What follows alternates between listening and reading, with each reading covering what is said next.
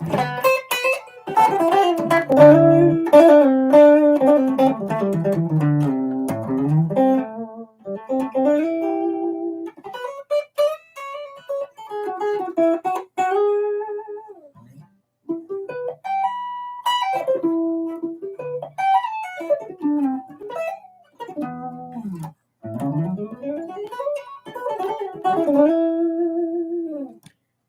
it going?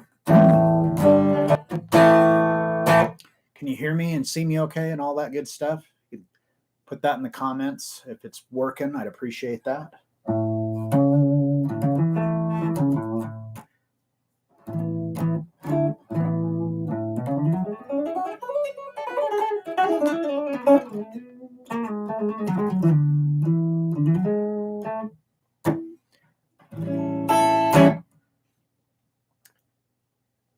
If somebody could, oh, good. All right. Thank you. I appreciate that. The way everything's been going today, I wouldn't have been surprised if nothing was working. And that being said, there is, in the description, there's a link where you can download the tab for this. And if anybody's already downloaded that, or if you do download it and it works, if you could just leave a comment saying that that you were able to download it. Because the guy that normally sets this stuff up had an emergency and was out today, so I had to try to do it on my own, and I'm not 100% sure if it worked. So if you could just let me know if you're able to download that tab. So how's everybody doing tonight? Got a few people coming in so far. Where are we from?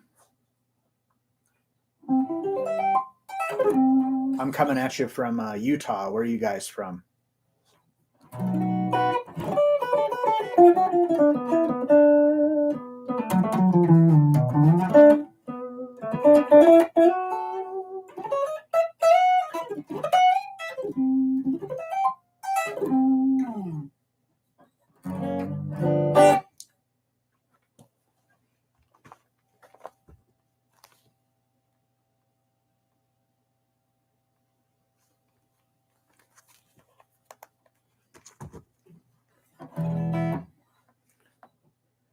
Florida, 2 Floridas, New Jersey. All right, so we got a lot of people on the East Coast. I guess it's what is it there, like 7 o'clock there?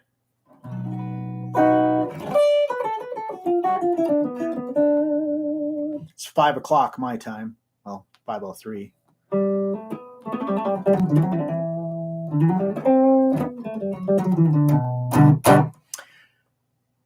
All right. Well, I'd like to welcome everybody out. Appreciate you coming and showing up. And if you like this, what we're doing here, Spokane, Washington. Oh, I'm actually kind of got that place on my radar for possibly moving there. But I'd like to thank everybody for showing up tonight. And if you like these videos and you like what I'm doing and stuff, hit the thumbs up button. Make sure, be sure to subscribe to the Guitar Control channel. Leave comments, everything. The more interaction, they know that I'm doing a good job and you guys in it, and I can keep my job. And also, I am offering private lessons online via Google Meet. So if anybody is interested in that, shoot me an email. Let me put my email.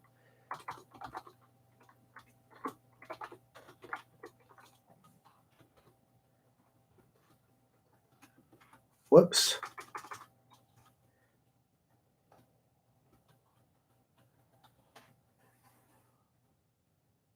That's right.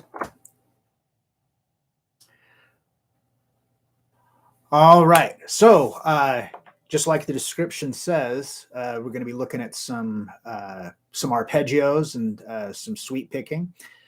So for any of you guys that were here, I don't know, 3 or 4 weeks ago, I did I did a live stream on arpeggios, and we did 2-string, 3-string, 4-string, and I think we did it all the way up to 5. But the piece of music that we're going to be looking at tonight is actually using those 5-string arpeggios.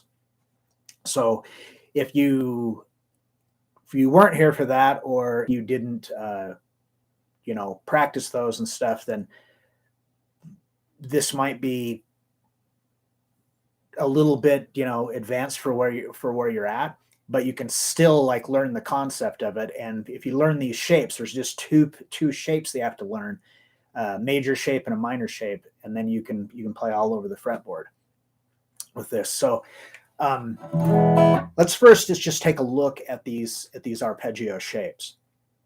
So for the major one, and wherever, like if you're ascending it, you're starting at the lowest note, which is on the A string.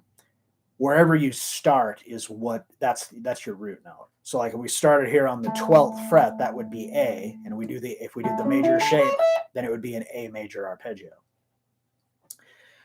So for the major shape, start here, and then you go to the D string, and you're going to be a half step below where you were there. So here we're on 12, and then on the D string we're on 11, and then on the G string we're on 10. So that's our first 3 notes. Then when we go to the B string, we come back up a half step, so now we're at 10 again. And then to the E string, back down again. So these 3 notes right there is like the shape of like a D major chord. So that could be a way that could kind of help you to remember this. And then we're going to add one more note that's a step and a half away. So it'll be, in this case, it'll be on the 12th fret. So if we're going,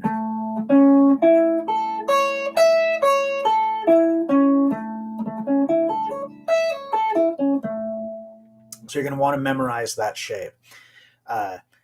Now, like I said, if you have an art, like if this is literally the first time you've tried to do this, being able to play through the whole sequence that we're going to be going over, you're going to have to obviously do a little bit of practice first, but you're going to have the fundamentals for it, and then you can use these for like lots of other stuff. So what we're doing here is, like I said, this is the major shape. So it's just like a major chord. The 3 notes that make up a major chord is the first, third, and fifth note of the major scale. So since we're here, on this case, we're starting here on A. When we play the major scale, the first note is an A, the third is a C sharp, and then the fifth is an E. So when we play this arpeggio here, I'm going A, C sharp, E. So it's 1, 3, 5, right up the scale. And then when we go here, we're back to 1 again, 3, 5. So 1, 3, 5, 1, 3, 5. So one of the things that's really good about learning arpeggios and working with these shapes is that you can implement this into soloing, into like your improvisation. And what's really good about it is that since you're just outlining the notes that are in a chord, you have an instant melody. So if someone is just playing an A major chord, and it's just going to sound really nice because you've outlined the notes that are being played within that chord. So even if you're not playing over a chord, you still have that nice melody. It's a lot more musical than just like playing up a scale. All right, so that's our major shape, and it's the same sequence no matter where you were playing, at what key. So let's say we wanted to do an E major. So we come down here to the 7th fret on the A string, because that's an E. So we go 7, and then 6 on the D string, 4 on the G string, 5 on the B string, 4 on the high E, and then 7.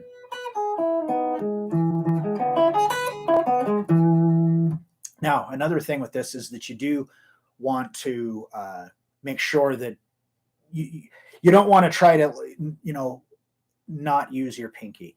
Now, if for any of you that have been here from for previous times, I talk about that a lot, about how important it is to use your pinky. So yeah, I mean, you could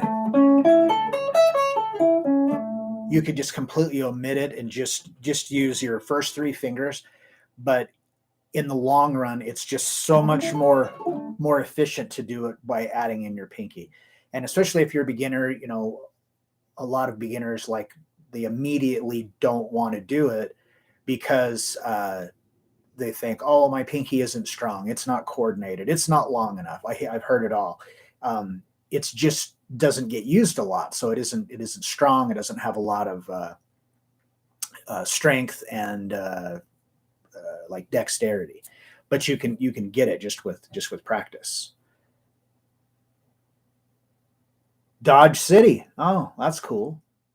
That's cool. All right. So yeah, so you want to use, I really recommend that you use the fingers the way I'm showing you. Unfortunately, the tab does not show you that, how to do the like which fingers to use. So if you've got the tabs downloaded, if you look on the very first measure, it's the first half of that measure is a D major arpeggio ascending, and then the second half is an A major. Oh my gosh, what is wrong with me? An A major arpeggio. But so you'll see it's the same shape, it's just being moved. Now at the beginning of the second measure, man, I'm having a hard time getting the word measure and major not mixed up, is B minor. So that's one we're going to look at next, is the minor shape. So the thing that's easy about this is that after you have the major shape down, to make it into the minor shape, just like when you make a major chord into a minor chord, again, a major chord is the first, third, and fifth of the major scale. So if you take that third note and you flatten it a half step, it becomes minor. So just like with any of your chords, if so we look at the A major chord, our third is C sharp. So if we flatten that C sharp down to C and the other two notes stay the same, then we get A minor. E major, so we go up here to E, we find our third, 1, 2, 3, it's G sharp. So when we're playing this E major chord, right there, first fret of the G string is G sharp. So if we remove that and play that string open, then it's E minor. So we're going to do the same thing with this arpeggio, is we're going to take that third and we're going to flatten it a half step, and everything else will stay the same. So that A major shape that we were looking at just a minute ago, 1, 3, 5. So what we're going to do is we're going to take this note and we're going to move it down a half step. So we don't want to try to use that finger. We're just going to switch our fingers. So now the minor shape would be 12 on the A string, and then 10 on the D string, and then 6 on the G, just like before, because now we're 1, or excuse me, that's 5. And then when we go to the B string, that's 1. And before we were here, but now we're going to flatten it. So major and minor. So what you want to do is make sure you know both of those shapes. If you have both of those shapes down, not only will it make it easier just to play the sequence that we're going to be going through, but you can apply this to your improvisation. And another cool thing you can do too is, just like if you're playing with a friend and they're playing like a chord progression, you can follow the chord progression with the arpeggios, and it just sounds really good. Like I said, it just gives you that instant melody. So again, if you move it, it's going to be the same thing. So if we were going to come down and try to do E minor, just like we did the major, we're just going to flatten this note, keep that one the same, this one the same, flatten that one.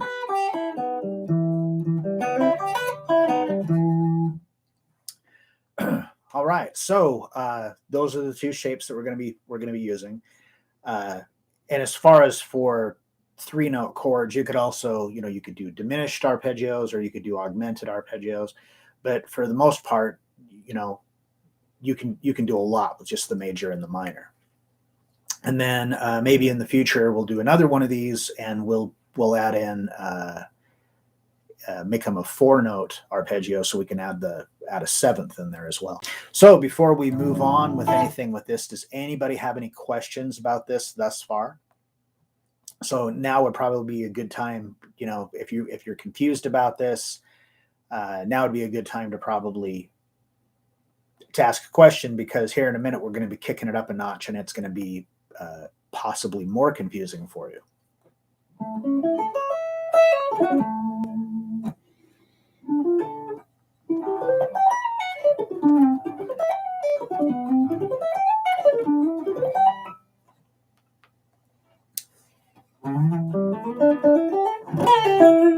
So I'll give you a minute here if anybody wants to ask a question or anything.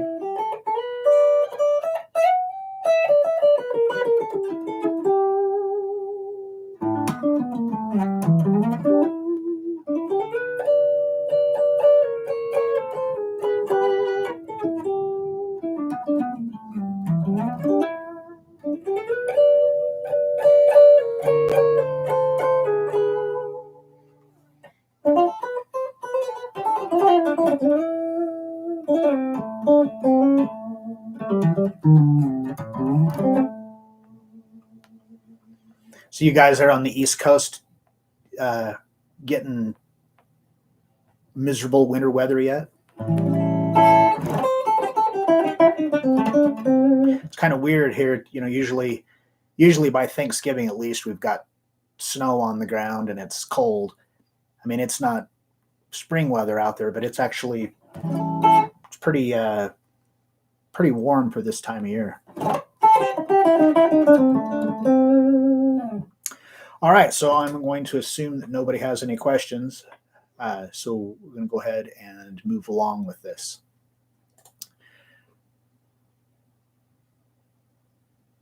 A little chilly, not bad. Yeah, see, that's how it is here. It's like, just go outside with a hoodie on and be pretty comfortable. Usually, you got to put the winter woolies on by this time of year. The best part of it is I haven't had to shovel any snow, because that's like the worst thing in the universe to do, in my opinion. I hate it. I would rather just about do anything. 30s and 40s. Yeah, that's pretty cold. All right. So for this, for what it is I put together is that we've got over the two shapes, and they're in the tabs, like I said. So I'm not expecting you to remember everything that I just said. It's on the tabs. But what we're going to do is we're going to put them together into a chord progression. So there's a chord progression that I really, really like to use. I've done like a dozen different variations of ways to play with this chord progression. I just really like it, but it's from Pachelbel's Canon and D. So, which I guess is kind of fitting, because I guess it's considered to be kind of a Christmas song. But I'm sure you've all heard it. Even if you're not familiar with it, is by the name.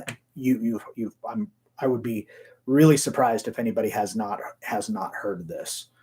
But the progression is D major, A major, B minor, F sharp minor, G major, D major, G major, A major.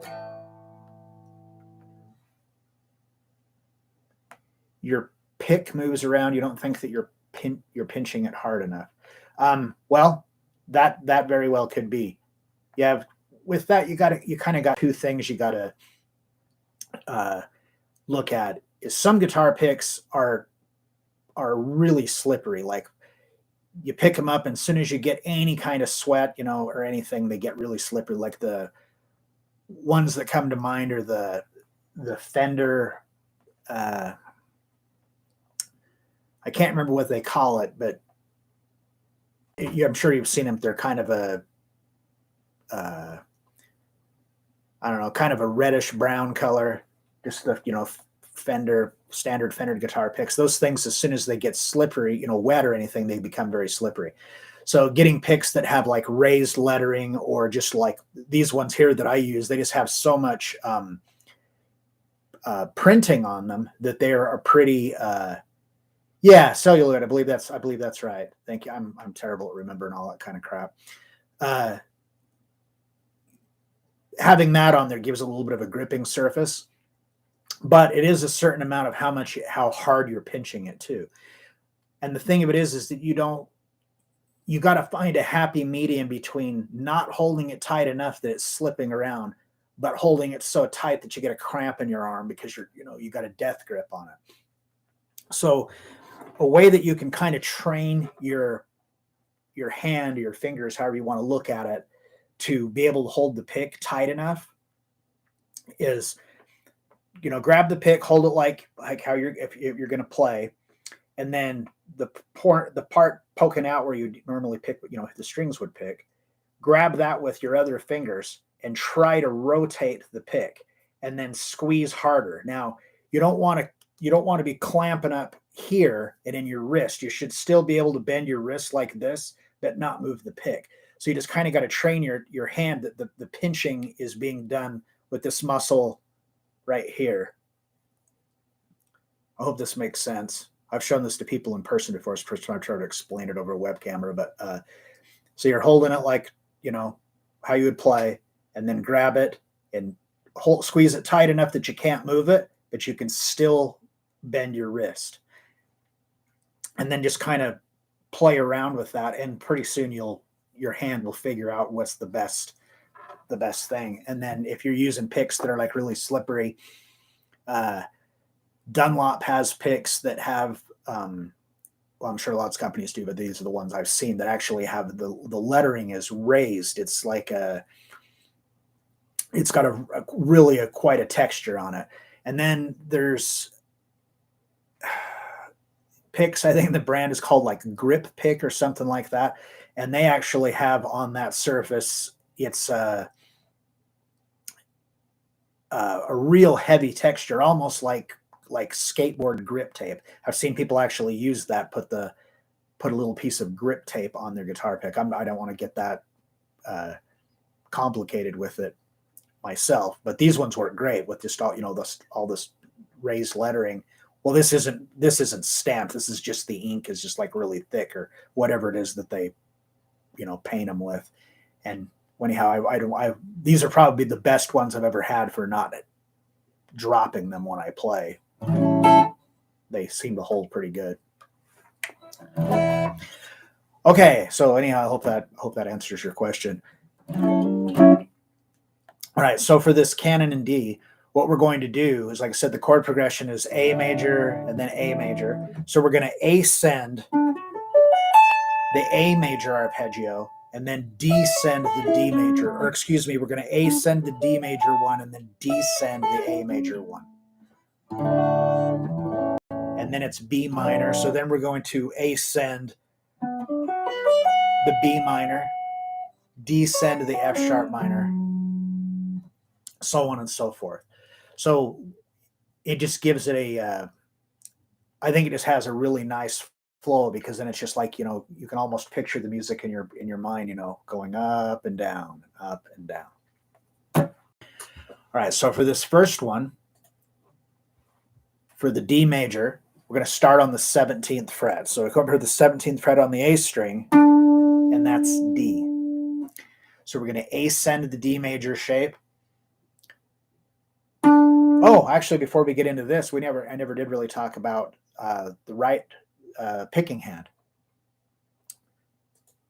Okay, so what we're going to use for this, the technique is sweep picking. So with sweep picking, it's one long continuous downstroke when ascending and one long continuous upstroke when descending. So when you're playing, you don't want like that, where, I'm down, like a bunch of separate downstrokes. You want it to be one long continuous downstroke, one long continuous upstroke. So seems easy enough in theory, but it isn't. it isn't easy. But how you can work on this, and this is one of those practice techniques that's very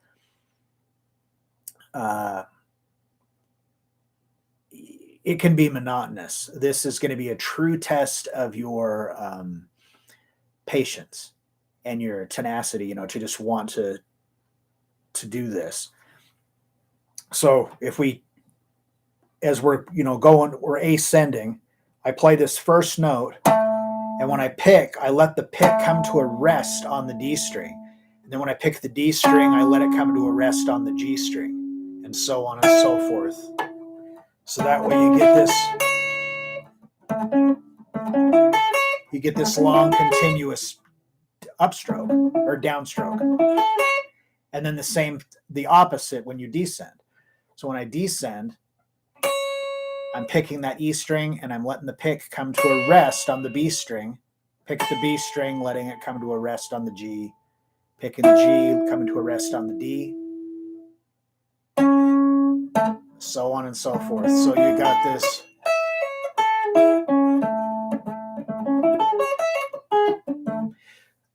Now, you notice I'm playing with a clean tone. This kind of stuff, like when you play with overdrive, sounds really, really awesome. I mean, you hear all the like shredder players and stuff that, they use sweep picking. I'm not playing it with overdrive for a couple of reasons. One, the power amp on my other amp did finally fizzle out, so I'm kind of SOL for the time being. But the other reason is I want you to be able to hear the clarity, of the notes. But when you play with the overdrive, it's much harder to make it sound clean. When I'm playing with a clean tone, it sounds like I'm better than I actually am. If I was playing this and I had distortion on, it wouldn't sound nearly as clean, because when you have distortion on, the guitar becomes more sensitive to vibration. So if you're playing and you bump a string or just bump the guitar, like knock on it like that, it starts making all kinds of noise. So you have to compensate for that with some muting. So for the muting, I'm actually doing the muting. It's a combination between both of my hands. So when I'm ascending and I play the A string, when I go to the D string, I don't want to hear those notes ringing over the top of each other. So what I'm doing is, as I'm ascending, I'm taking this part of my hand and I am going to touch the strings as I go up. Now you don't want it to be touching the string that you're trying to play, because you don't want it dampened. Well, I mean, you can. I mean, it depends on what you're trying to do, but as a general rule, you're not wanting it dampened. So, or at least for what we're trying to practice right now. So as I go up, I let that part of my hand touch those strings to silence them. And then when I come off of the string, I don't want it to like pull off. I lightly raise it as I move to the next string, so it's still slightly touching the string, and we'll mute it. And you just do that all the way up. Now when I'm descending,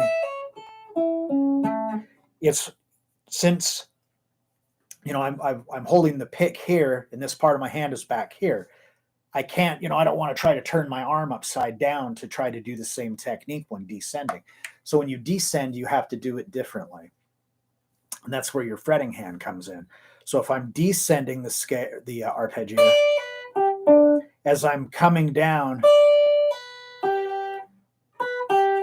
I'm coming to the B string here, and my first finger is just slightly touching the high E still to make it quiet. And then when I go from the B to the G, same thing.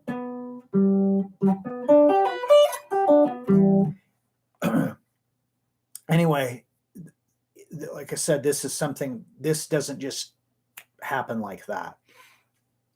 when I very first learned how to sweep pick, it was back.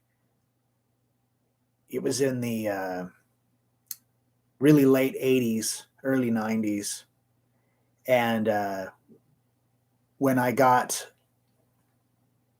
when I first started doing it, I thought it was so difficult because I didn't really have anybody like showing me how to do it. Didn't have YouTube, all that kind of stuff, and I didn't have a guitar teacher um, that could show me or anything. So I was trying to do it from like instructional videos that I had bought, and it was just really hard. I didn't have anybody to point out some of these little tiny details, and so I just thought, well, this is just impossible. This is way hard. I'm not good enough. This isn't something I'm going to be able to do, and I kind of shelved it for a long time.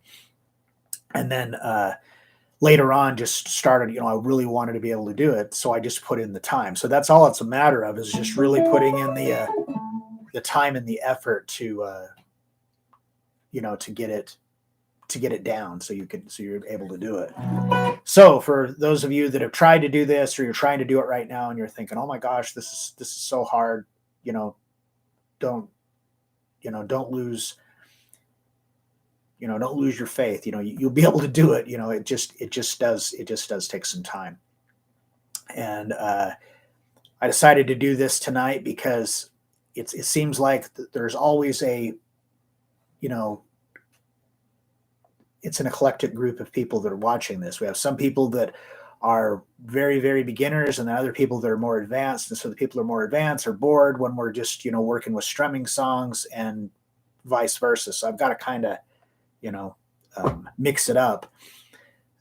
But if leave a comment, let me know what kind of stuff, where you're at. If you're a beginner, if you're intermediate, if you're more advanced, like what kind of stuff that you would like to see done. And I can kind of go off of, majority rule for the most part, but I need your input to be able to know.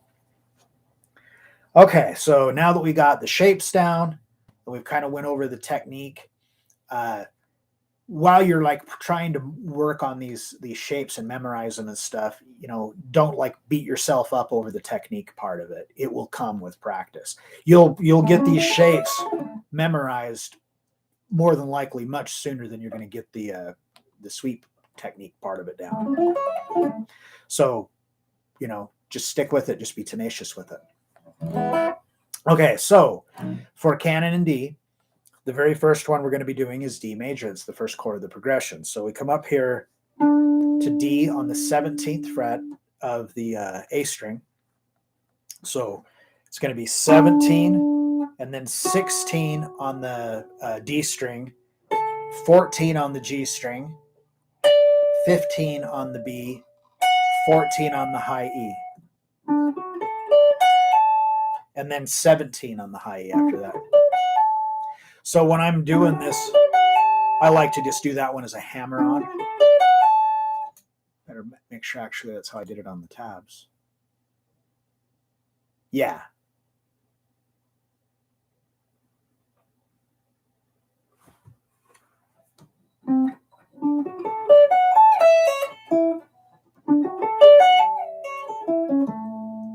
Yeah, I don't indicate on there that that's a hammer on. You don't have to do it that way. That's just kind of the way that I've usually done it. But anyway, what we're going to do, as soon as we ascend to the top of that, then we're going to move the shape down, because now we're going to descend A major. So right now, more than likely, you're not going to be able to just look down and know exactly where that's going to be at. But if we're going to keep this shape, remember when we're doing a major, there's 2 frets between the 2 notes that are on the high E string. And when we're doing the minor, there's 3, because this note is the 3rd and we have to flatten it for the minor, right? So what we're going to do is we're going to shift down. So now we're at the 9th fret with our first finger and the 12th fret with our 4th finger. And now we're going to descend the major shape.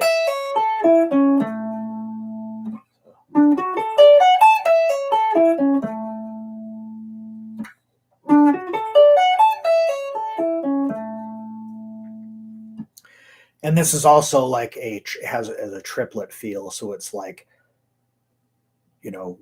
triplet, triplet. You know, like 1, 2, 3, 1, 2, 3, 1, 2, 3, 1, 2, 3.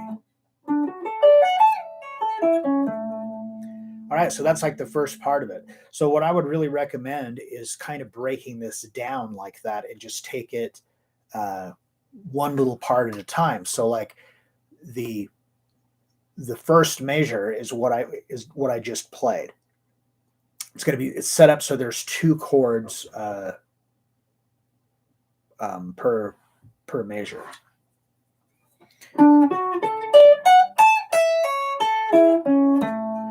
Now the next one is B minor, and we're going to ascend it.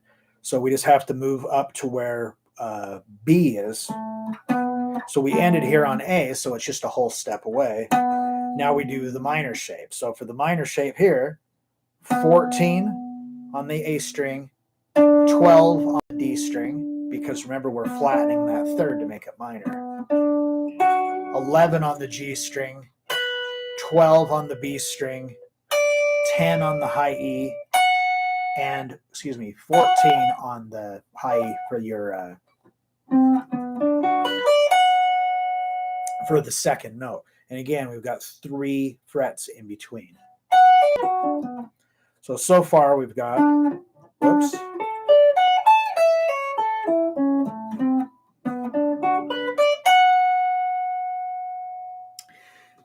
Now, if we look on the second measure, that first one was B minor, what we just did, and then we're going to descend F sharp minor. So after we ascend, now we're going to move this shape down so that our first finger is on the 5th fret and our 4th finger is on the 9th fret. And again, we've got those 3 frets in between. And now we're just going to do that same minor shape, but we're going to descend it.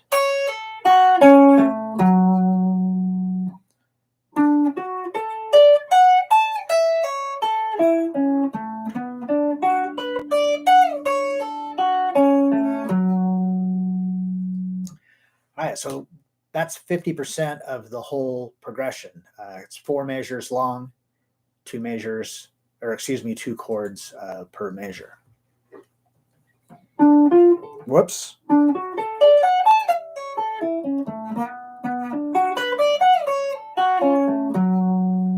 right, so then after that, starting on the third measure, we've got G major.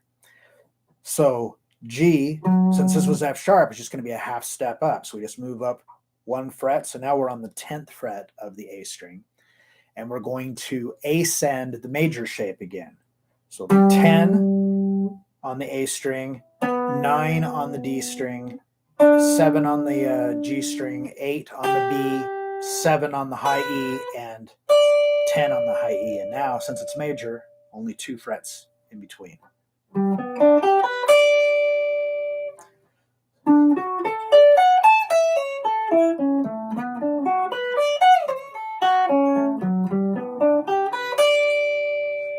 right.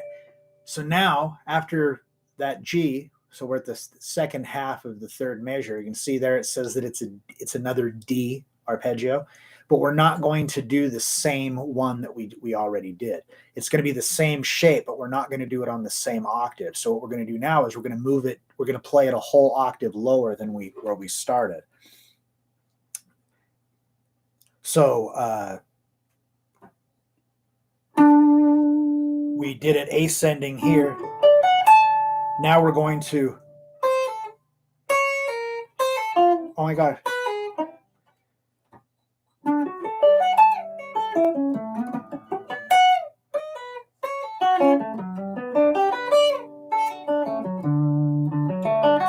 We're going to do a whole octave lower, but since we're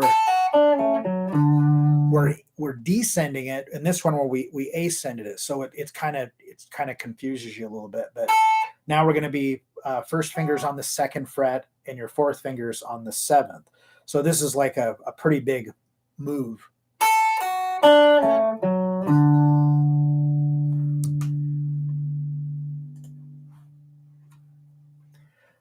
So far.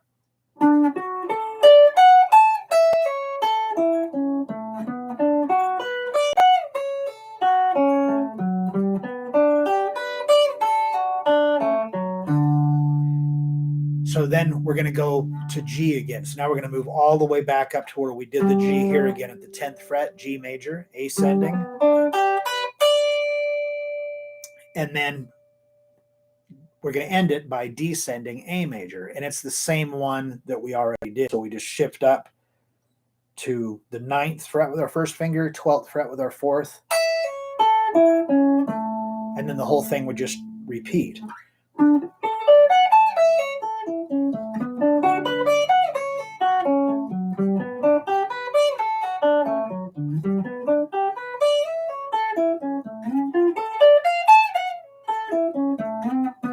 Oh my gosh.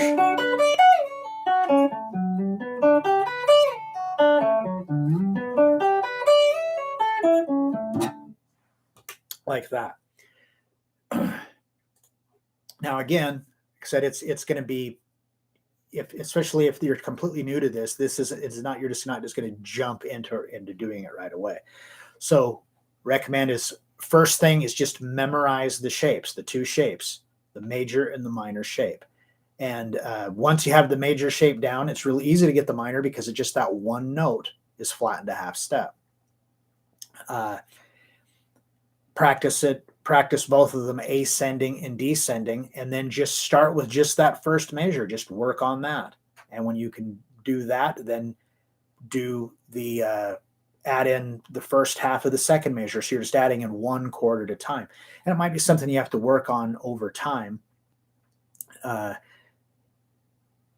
Unless you're just completely obsessed with wanting to be able to do this kind of stuff, it isn't something that you need to spend a whole lot of time on either. If you could dedicate a few minutes a day to just, on each little aspect of it, you'll see improvement. The hardest thing, like I said, is just getting the synchronization between your hands and getting the muting down and everything. So when you're playing it, that it's not all, you're not hearing a bunch of notes and sounds that aren't supposed to be there. And if you practice with the distortion, you'll know exactly what I'm talking about, because you're going to hear them a lot more than you hear them when you're playing with a clean tone. All right. So we got through that a lot quicker than I was honestly expecting to. So let's just open this up to some questions and stuff. So lay it on me. What do you questions about this or other guitar related stuff?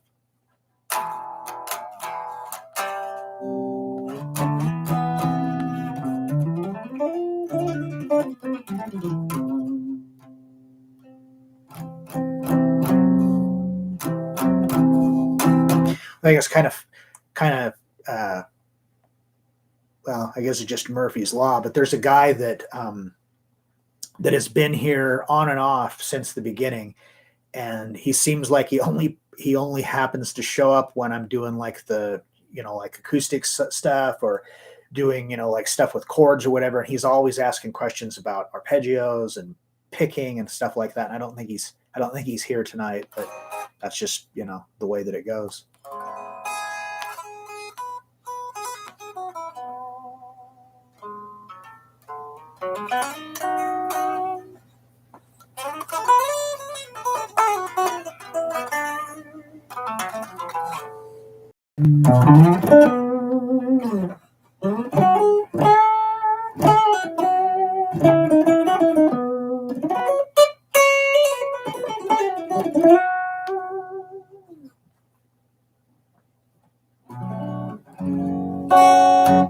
And like I said, it doesn't have to necessarily be questions about this lesson in particular, but if you've got just questions like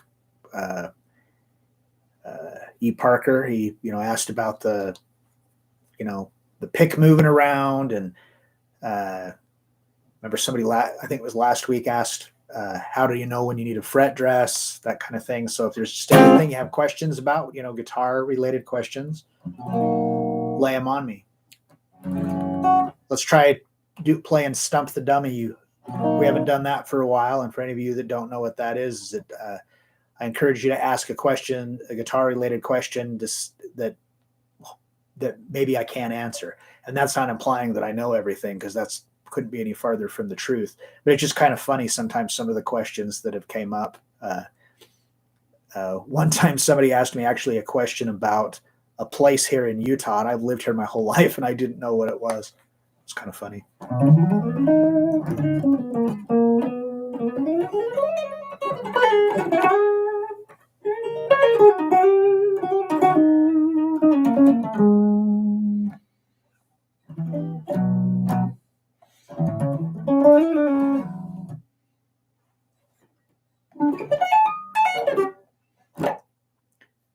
So if nobody has any questions or anything and stuff, then we can just wrap it up.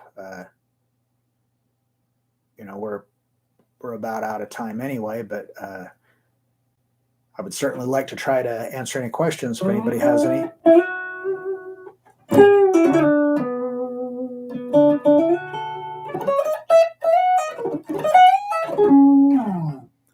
Oh, and then also nobody ever chimed in. Did anybody download the tabs? Anybody have any problems getting them or whatever? Was you able to get them?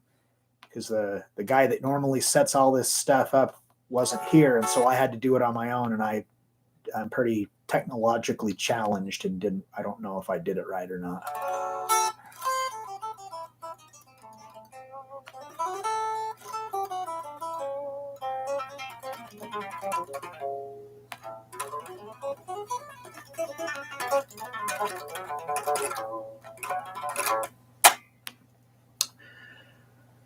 All right. Well, I guess if nobody has any questions or anything, then we can wrap this up. But I appreciate that everybody that came out, and for those of you that have been coming, a lot of you guys I see,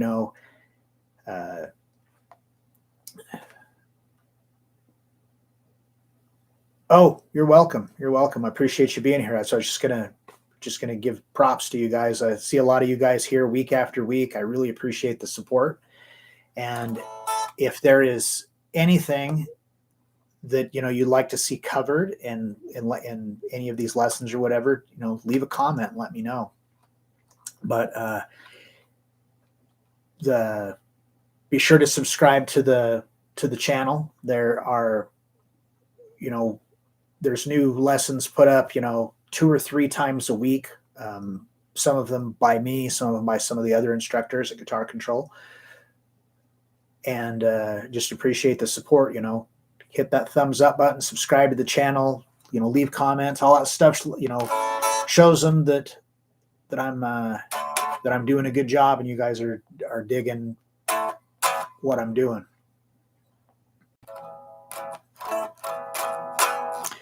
All right. Well, pretty quiet tonight as far as questions and stuff go. So I guess we can just wrap it up.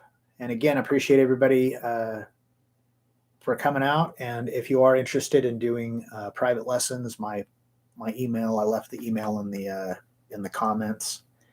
It looks like it's about halfway through the thread of comments, the live chat comments. Apparently, I didn't know this, but apparently they're in 2 different categories. All right.